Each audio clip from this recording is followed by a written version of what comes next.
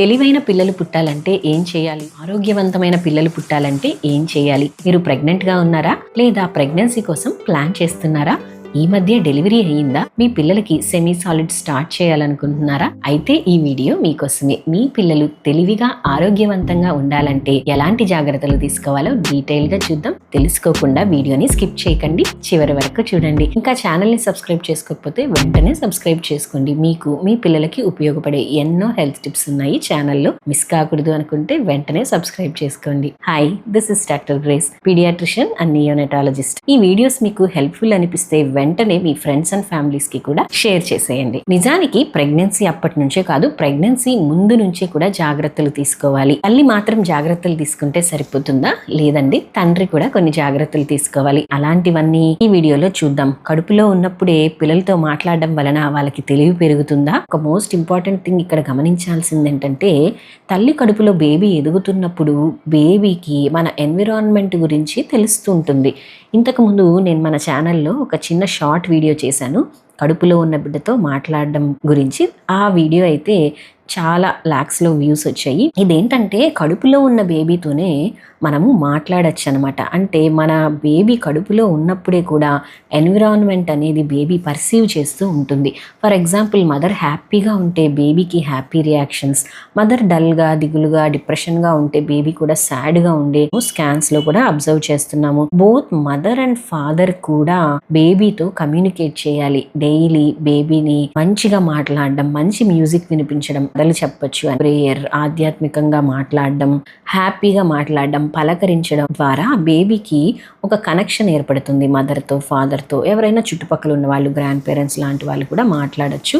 ఇంకా మన ఎన్విరాన్మెంట్లో ఎక్కువగా బెదిరిపోయే లాంటి సౌండ్స్ కానీ, పెద్ద పెద్ద సౌండ్స్ కానీ, చిరాకు వచ్చేలాంటివి కానీ ఏవీ లేకుండా చూసుకోవాలి. ముఖ్యంగా తల్లి మనసు ప్రశాంతంగా ఉండడం ఇంపార్టెంట్ కాబట్టి అనవసరంగా తల్లిని ఇబ్బంది పెట్టకుండా మనం ప్రశాంతంగా ఉండేలాగా చూసుకుంటే తల్లి ఆరోగ్యం ఒక్కటే కాదు, బేబీ ఆరోగ్యం, ఇమ్యూనిటీ, బ్రెయిన్ బూస్టింగ్ కి, ఐక్యూ బూస్టింగ్ కి కూడా ఇవన్నీ హెల్ప్ అవుతాయి. మీకు ఏదైనా డౌట్స్ ఉంటే వెంటనే కామెంట్స్ లో అడగండి. వీలైనంత త్వరగా రిప్లై ఇవ్వడానికి ట్రై చేస్తాను. ప్రెగ్నెన్సీ మనకి పాజిటివ్ వచ్చిన డే నుంచి జాగ్రత్తలు తీసుకోవడం కాదు, ప్రెగ్నెన్సీ రాకముందు నుంచే కూడా మన జనరల్ హెల్త్ గురించి కొన్ని జాగ్రత్తలు తీసుకోవాలి. తల్లి తీసుకోవాలి, తండ్రి కూడా తీసుకోవాలి. తల్లి ఆరోగ్యం ఎంత ముఖ్యమో తండ్రి నుంచి వచ్చే స్పర్మ్ ఆరోగ్యం కూడా అంతే ముఖ్యం. కాబట్టి హెల్దీ స్పర్మ్స్ కోసం తండ్రి కూడా కొన్ని జాగ్రత్తలు తీసుకోవాలి. ఫాదర్కి, మదర్కి ఏవైనా చెడు వ్యసనాలు లైక్ స్మోకింగ్, ఆల్కహాల్, ఇంకేవైనా మత్తు పదార్థాలు ఇలాంటివి అలవాటు ఉన్నప్పుడు ఆ అలవాట్లు మాన్పించేసుకోవాలి. అండ్ ప్రెగ్నెన్సీగా ఉన్నప్పుడు ఆ అలవాట్లు లేకుండా చూసుకోవాలి. లేదంటే వాటి ప్రభావం బిడ్డ మెదడు ఎదుగుదల,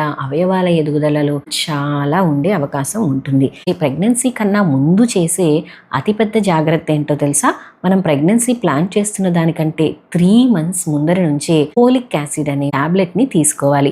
ఎందుకంటే ఈ folic acid baby brain and వెన్ను ఎదుగుదలకి చాలా అవసరం. ఫోలిక్ యాసిడ్ డెఫిషియన్సీ ఉన్నప్పుడు బ్రెయిన్ ఎదుగుదలలో, వెన్నెముక ఎదుగుదలలో సమస్య, అవి వాపులాగా వచ్చేయడం, ఎదగకుండా ఉండడం, అబార్షన్స్ అయిపోవడం, చాలా పెద్ద అవయవ లోపాలు ఉండి పిల్లలు పుట్టే అవకాశం ఉంటుంది. కాబట్టి ఫోలిక్ యాసిడ్ సప్లిమెంటేషన్ అనేది బిఫోర్ 3 months ఆఫ్ ప్రెగ్నెన్సీ కూడా చాలా చాలా ఇంపార్టెంట్. తల్లైనా తండ్రి అయినా షుగర్, బీపీ, కొలెస్ట్రాల్, ఇంకా ఒబేసిటీ, ఊబకాయం కూడా చాలా వరకు సమస్యలకి కారణం. కాబట్టి ఈ అనారోగ్యాలు లేకుండా కంట్రోల్ చేసుకోవాలి. తగిన మెజర్స్ తీసుకుంటూ ఈ నార్మల్ BMI రేంజ్ లో రావడానికి ట్రై చేయాలి. ఇంకా తల్లి కడుపులో బిడ్డ ఎదుగుతాడు కాబట్టి తల్లి ఆరోగ్యం అయితే చాలా జాగ్రత్తగానే ఉండాలి. ఇప్పుడు మనం అనుకున్నట్టు ఈ షుగర్, బీపీ, కొలెస్ట్రాల్ కంట్రోల్ తో పాటు తల్లికి థైరాయిడ్ లెవెల్స్ ఎలా ఉన్నాయో తప్పకుండా చెక్ చేసుకోవాలి. థైరాయిడ్ సమస్యలకి పరిష్కారంగా అవసరమైన మందులు వాడి థైరాయిడ్ లెవెల్స్ నార్మల్ గా ఉన్నప్పుడు మాత్రమే ప్రెగ్నెన్సీ ప్లాన్ చేయడం మంచిది. దీనితో పాటు తల్లి ప్రెగ్నెంట్ గా ఉన్నప్పుడు తల్లికి రక్తహీనత వచ్చే అవకాశం ఎక్కువగా ఉంటుంది. కాబట్టి ముందు కూడా రక్తహీనత ఉంటే ప్రెగ్నెన్సీ అప్పుడు ఆ రక్తహీనత మరింత పెరిగి బిడ్డ మీద ప్రభావం ఎక్కువగా కనిపించే అవకాశం ఉంటుంది. కాబట్టి తల్లి రక్తహీనత లేకుండా ముందు నుంచే జాగ్రత్తలు తీసుకొని, రక్తహీనత ఉంటే అవసరమైనట్లుగా మెడిసిన్స్ యూజ్ చేయడం మంచిది. అలాంటప్పుడే ప్రెగ్నెన్సీ ప్లాన్ చేస్తే హెల్దీ బేబీస్, మంచి ఇమ్యూనిటీ ఉన్న బేబీస్ పుట్టే అవకాశం ఉంటుంది. బేబీ తెలివికి, ఇమ్యూనిటీకి ప్రాపర్గా ఎదగాలన్నా కూడా ఫస్ట్ 1000 days ఆఫ్ లైఫ్ అనేది చాలా చాలా అవసరం. ఫస్ట్ 1000 డేస్ అంటే బేబీ పుట్టిన తర్వాత 1000 డేస్ కాదు, మదర్ ప్రెగ్నెంట్గా ఉన్నప్పటి నుంచే క్యాలిక్యులేట్ చేస్తాం ఈ 1000 డేస్ని. సో ప్రెగ్నెన్సీగా ఉన్న 9 monthsతో పాటు ఫస్ట్ 1 year, సెకండ్ ఇయర్ అన్నీ కలిపి కూడా ఫస్ట్ 1000 డేస్ ఆఫ్ లైఫ్ అనమాట. ప్రెగ్నెన్సీ వచ్చిన తర్వాత ఎలాంటి జాగ్రత్తలు తీసుకోవాలంటే, ప్రెగ్నెన్సీ వచ్చిన తర్వాత కూడా ఫస్ట్ 3 months వరకు ఈ ఫోలిక్ యాసిడ్ని కంటిన్యూ చేయాలి. దాని తర్వాత మనము ఐరన్, కాల్షియం కంపల్సరీగా మదర్ని తీసుకోమని చెప్తూ ఉంటాం. ఎందుకంటే బేబీ ఎదుగుదలకి అవసరమైనవన్నీ తల్లి శరీరంలోని స్టోర్స్ నుంచి వెళ్ళిపోతూ ఉంటాయి. ఇవి మెడిసిన్స్ కంపల్సరీగా తీసుకోవాల్సినవి. అవసరమైతే మల్టీవైటమిన్ కూడా మీ డాక్టర్ సజెషన్ మేరకు తీసుకోవచ్చు. సో మీరు ప్రెగ్నెన్సీలో ఉన్నంత కాలం మీ హెచ్బీని, థైరాయిడ్ లెవెల్స్ని, బీపీని, షుగర్ని ప్రాపర్గా మెయింటైన్ చేసుకోవాలి. ప్రెగ్నెన్సీలో మాత్రమే వచ్చే షుగర్, బీపీ కూడా ఉంటాయి. వీటిని మనము pregnancy induced hyper tension and gestational diabetes అంటాం. వీటి వలన బిడ్డ ఎదుగుదలకి, అవయవాలకి, తెలివికి అన్నిటికీ సంబంధించిన సమస్యలు వచ్చే అవకాశం ఉంటుంది. కాబట్టి మీరు కంపల్సరీ ఇవన్నీ కూడా నార్మల్ రేంజ్లో పెట్టుకోవాలంటే రెగ్యులర్ చెకప్స్ అవసరం. రెగ్యులర్ యాంటీనేటల్ చెకప్స్ మినిమం మనం ప్రెగ్నెన్సీ అని తెలుసుకున్నప్పటి నుంచి కూడా మంత్లీ వన్స్ 7 months కంప్లీట్ అయ్యే వరకు వెళ్ళాలి. ఆ తర్వాత 2 weeksకి ఒకసారైనా వెళ్ళాలి. ఇంకా మనకి 9వ నెల పడింది అన్నప్పటి నుంచి డాక్టర్ చెప్పినట్లుగా వీక్లీ వన్స్ కానీ 2 రోజులకు ఒకసారి కానీ అవసరమైతే రోజు చెకప్స్ కూడా చెప్తారు మీ కండిషన్ని బట్టి. సో దాని ప్రకారం రెగ్యులర్గా చెకప్స్కి మీరు వెళ్తూ ఉంటే మళ్ళీ ఆరోగ్యంతో పాటు బిడ్డ ఎదుగుదల కూడా డాక్టర్స్ చెకప్ చేస్తూ ఉంటారు. ఏదైనా సమస్య ఉన్నప్పుడు పరిష్కారం చేసుకోగలిగిన వాటికి ఏం చేయాలో కూడా చెప్తూ ఉంటారు. ఇంకా స్కాన్స్ కూడా మీ గైనకాలజిస్ట్ సజెస్ట్ చేసిన ప్రకారం అర్లీ స్కాన్, బిడ్డ ఎప్పుడు పుడుతుందని తెలుసుకోవడానికి, న్యూకల్ స్కాన్ బట్టి బిడ్డకి ఏదైనా జన్యుపరమైన సమస్యలు ఉంటే అర్లీగా టెస్టులు చేసుకోవడానికి హెల్ప్ అవుతుంది.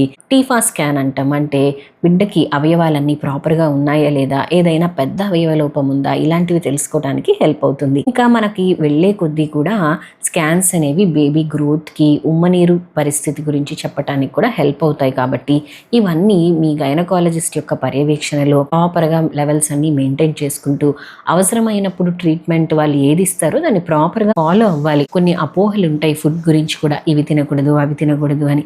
అలాంటివి మీ గైనకాలజిస్ట్తో కన్ఫర్మ్ చేసుకొని మీ డాక్టర్ గైడెన్స్ ప్రకారం మీ డైట్ని తీసుకోండి. ఇంకా మనము వెయిట్ అనేది ప్రెగ్నెన్సీలో కూడా చాలా చాలా ఇంపార్టెంట్.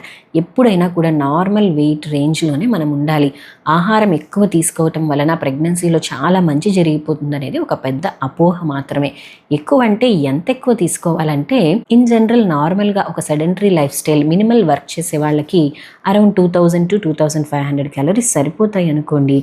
అప్పుడు ప్రెగ్నెన్సీలో ఓన్లీ ఒక 300 మాత్రమే ఎక్స్ట్రా క్యాలరీస్ తీసుకోవాలి. ఇద్దరికి అవసరమైనంతగా తినేయాలి, మరీ ఎక్కువగా తినేయాలి అంటే ఒబిసిటీ వచ్చినప్పుడు దాని కారణంగా మళ్ళీ షుగర్లు, బీపీలు, బేబీ హెల్త్ ఎఫెక్ట్ అవ్వడం, డెలివరీ కష్టం అవ్వడం ఇలాంటివన్నీ జరుగుతాయి. కాబట్టి ఎంత అవసరమో అంత మాత్రమే ఫుడ్ మనము తీసుకోవాలి. ఈ తీసుకుంటున్న ఫుడ్ అనేది ఎప్పుడైనా కూడా బ్యాలెన్స్డ్గా ఉండాలి. కాంప్లెక్స్ కార్బోహైడ్రేట్స్ ఉండాలి, అవసరమైనంత protein, at least 1 gram of protein per KG weight compulsory ఉండాలి.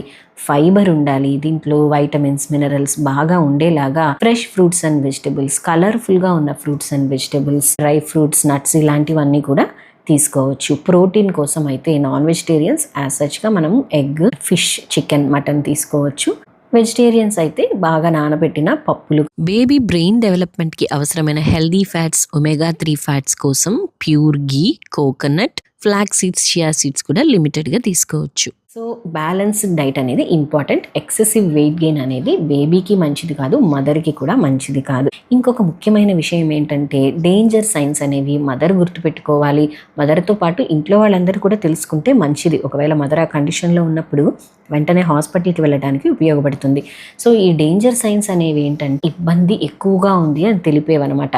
ఇవి మనం గమనించినట్లయితే తెలియకుండానే ఉమ్మ నీరు పోవటం, రక్తస్రావం అవ్వటం, ఎక్కువగా తలనొప్పి రావటం, కుడిపక్క కడుపు నొప్పి రావటం, కళ్ళు బైర్లు కమ్మటం లేదా మసకలు కావటం, ఎక్కువగా బరువు పెరిగిపోవటం, కాళ్ళ వాపులు వస్తాయి. కానీ కాళ్ళ వాపులు రెస్ట్ తీసుకున్నాక తగ్గిపోవాలి. అలా కాకుండా విపరీతంగా కాళ్ళ వాపులు వచ్చినా ప్రైవేట్ పార్ట్స్ దగ్గర వాపులాగా వచ్చినా కూడా కంపల్సరీ వెంటనే హాస్పిటల్కి వెళ్ళాలి.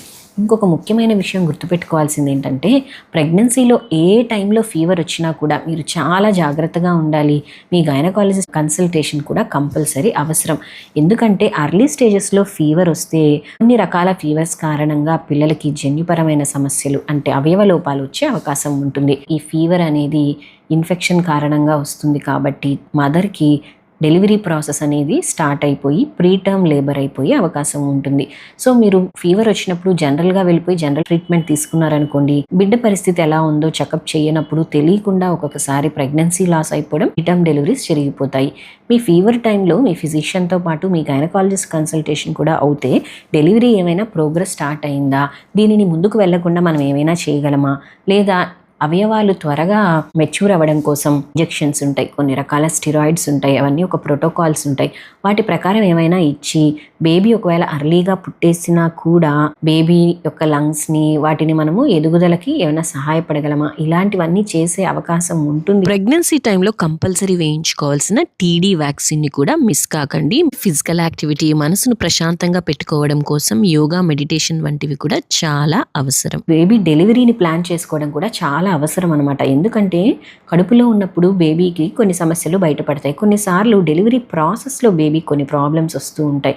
సో ఇది ముందే మనం ప్రిడిక్ట్ చేయలేము చాలా వరకు. కాబట్టి బేబీ పుట్టిన తర్వాత ప్రాపర్ కేర్, ఒక పీడియాట్రిషియన్, నియోనటాలజిస్ట్ కేర్ ఉన్న హాస్పిటల్లో డెలివరీ అయితే వెంటనే బేబీని తీసుకొని పరిగెత్తే అవసరం రాదు. ఇమ్మీడియట్ గా మనకి స్పెషలిస్ట్ కేర్ దొరికినప్పుడు ఆ గోల్డెన్ పీరియడ్ అనేది పోకుండా బేబీని సేవ్ చేయడానికి, బేబీ యొక్క బ్రెయిన్ ఎదుగుదలని కరెక్ట్గా ఉండేలాగా చూసుకోవటానికి హెల్ప్ అవుతుంది. కాబట్టి డెలివరీ అనేది క్వాలిఫైడ్ డాక్టర్స్ ఉన్న ప్లేస్లో డెలివరీ అవ్వటానికి మీరు ప్లాన్ చేసుకోవాలి.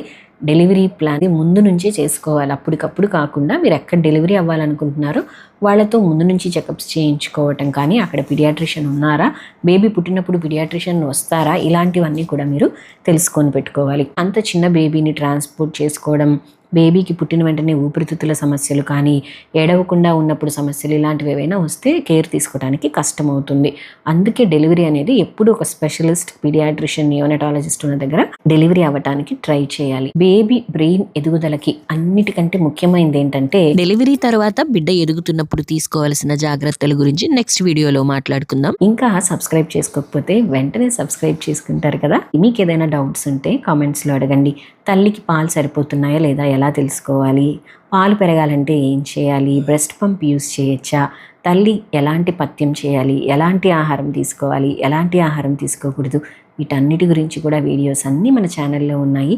లింక్స్ అన్నీ డిస్క్రిప్షన్లో ఇస్తాను, తప్పకుండా చెక్ చేయండి. మీకు ఇంకేదైనా డౌట్స్ ఉంటే కామెంట్స్లో అడగండి. మరొక మంచి వీడియోతో మళ్ళీ కలుద్దాం. అంతవరకు టేక్ కేర్. ఈ వీడియో మీకు నచ్చినట్లయితే కంపల్సరీ మీ ఫ్రెండ్స్ అండ్ ఫ్యామిలీస్కి షేర్ చేయండి.